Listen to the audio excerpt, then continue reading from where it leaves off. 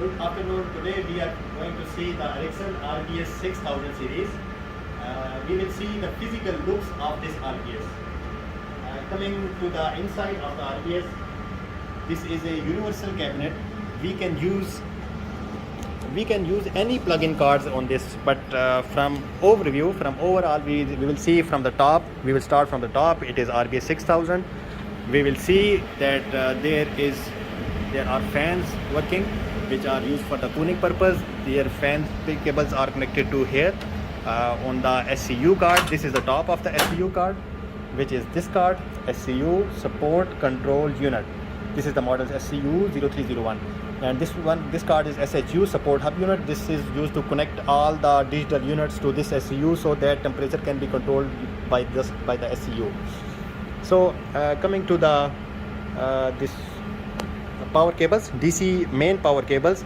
This is a 54 volt, 48 volt requirement. 54 volt is optimal voltage and 48 volt is the minimum required for the good working of the RBS.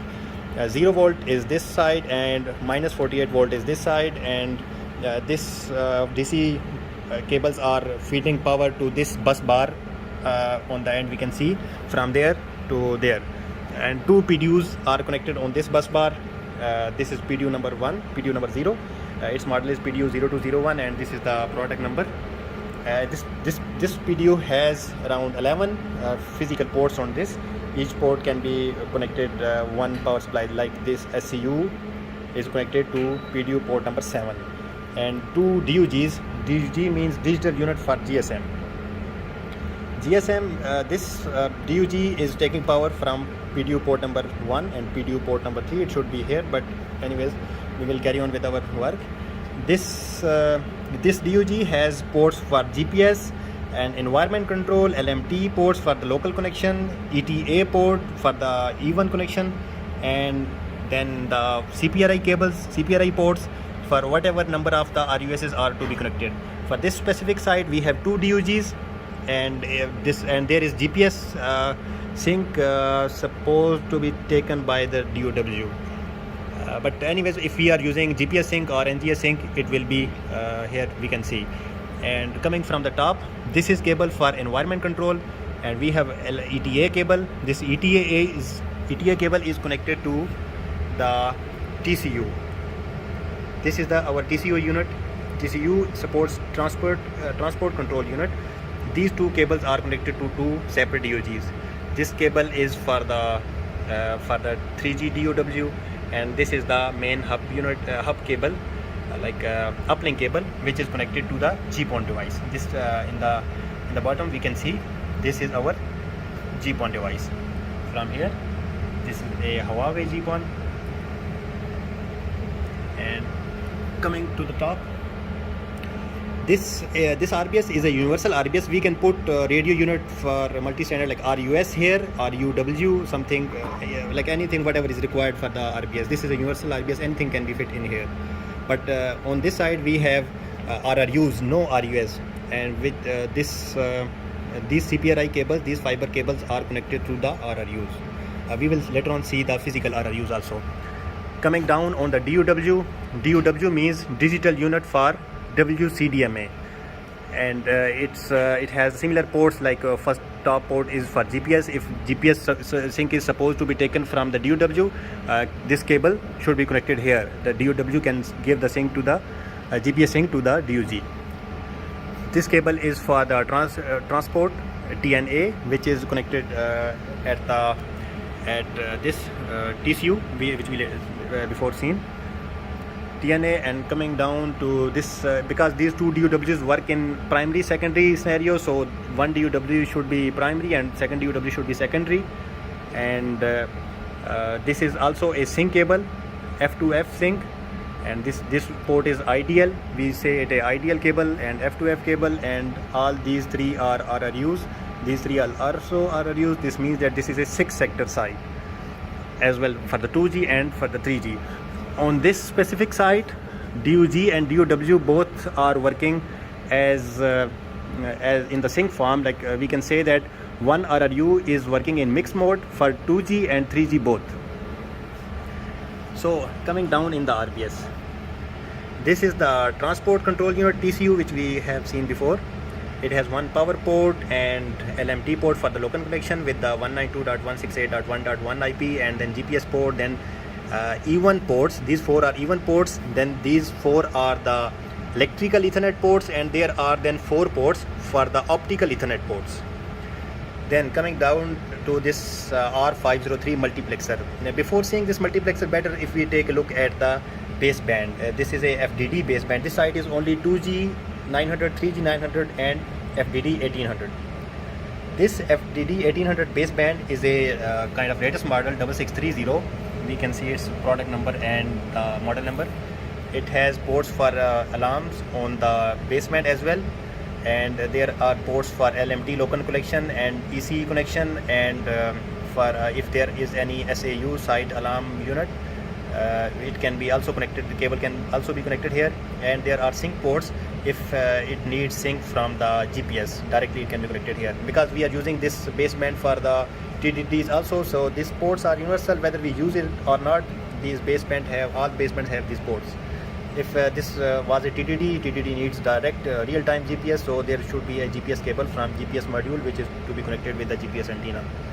So this coming back to this transmission cable, this is TNC cable. Every baseband have 2 ports for electrical and 2 ports for the optical. This is like, if there is SFP port, we will use this one. If there is electrical, we will use this one. So the ports start from that side. We will see again. Port A, B, C. If you guys see again, port A, B, C, D, E, F. These are like FDD 1800 cells. A, B, C, D, E, F. These all are 1800 cells. Since this is a site with too many sector requirements, actually this is the RBS site, it needs much more sectors. So there are 6 fibers which are connected to 6 different RRUs, and then these cables are going to LMN, are going to the multiplexer unit. These cables connect here. Like L cable is supposed to be connected at port number 3, and M cable is supposed to be connected at port number 2, and N cable is supposed to be connected on port number 1. This multiplexer starts cable number 1 is here, 1, 2, and 3 in this form. And if we say that this is just a multiplexer, internal cross connects are there, only cross connections. This multiplexer is not an intelligent unit.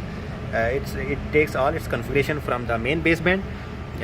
We say that from port number 3 up to port number 7, this is internally cascade, internally connected ports. Whatever comes in this port goes to these ports, and whatever comes on this port is internally connected to these ports, and whatever is connected on this port is internally connected to this port. So sector number 1 should be here, 2 and 3, and in this same form sector 1 is this, and this is sector 2, and this is sector 3. So this is the kind of complex things in this multiplexer. We will later on see this further, and if you guys have any question, you can ask me in the comment section, and I will try to answer these comments. Also, if you like this video and you need more videos, you can inform me, and I will try to make more similar videos. I see that this is video 0 which I explained to you, but this is also a similar video 1 there, because there were scenarios when there were too much RUSs filled in this cabinet, and we required too much ports, so there was a second PDU. But now, because this site is a modernized site, there were activities done and RUSs were removed, and only RRUs are connected to this site. So I will pause the video, I will move to the RRU section. Okay guys, this is our RRU. This is the RRU for 900 technology, and similar, this one is RRU for L700 technology. And coming down to the bottom to see that how these are connected, this one is 900, and this one is L700, and this one is 1800, and this one is FTD 2100. If we go down, we can see that each RUS has its own product number. It like all looks same, but they are working for separate technologies.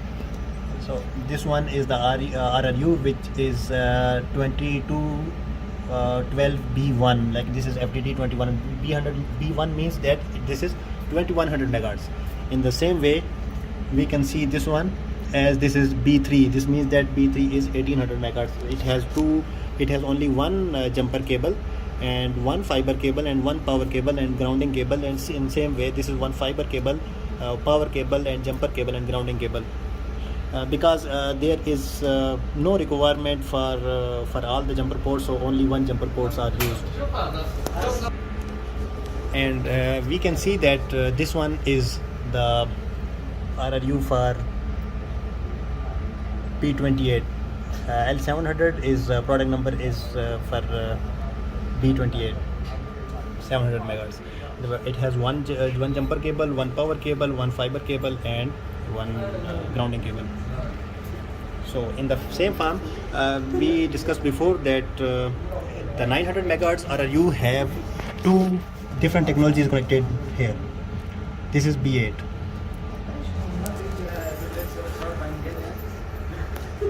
This cable is connected to the W900 3G, and this cable is connected with the 2G.